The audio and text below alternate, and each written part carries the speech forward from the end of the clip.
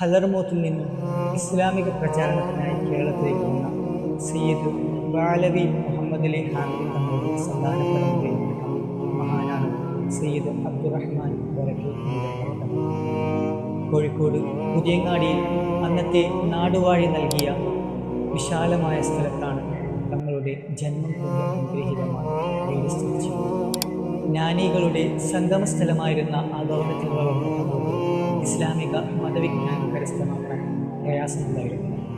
പ്രശ്നങ്ങൾക്ക് പരിഹാരം കണ്ടെത്താൻ അന്ന് ഓരോ ആളുകളും ചെന്നെത്തിയിരുന്നത് വരക്കൽ തറവാട്ടിലേക്കായിരുന്നു.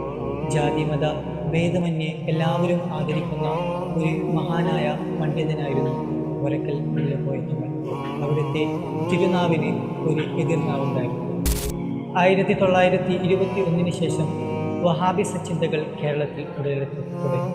നൂറ്റാണ്ടുകളായി കേരളത്തിൽ നിലനിന്നിരുന്ന ഐക്യസംഘം തകർക്കാൻ കേരളത്തിൽ നിലനിന്നിരുന്ന അഹ്ലുസുന്നത്തി വൽ ജമാഅത്തിന്റെ ആശയങ്ങൾക്കെതിരെ പ്രവർത്തിക്കാനുമാണ് അവർ കടന്നു വന്നിരുന്നത്. അങ്ങനെ വരക്കൽ മുല്ലക്കോയത്തങ്ങൾ കുറച്ച് ഉലമാക്കളെയും പണ്ഡിതന്മാരെയും കൂട്ടി പുതിയൊരു പ്രസ്ഥാനം രൂപീകരിക്കുക. സമസ്ത കേരള ജമിയത്തുൽ ഉലമ എന്ന പ്രസ്ഥാനം കേരളത്തിൽ ഉടലെടുക്കുകയാണ്.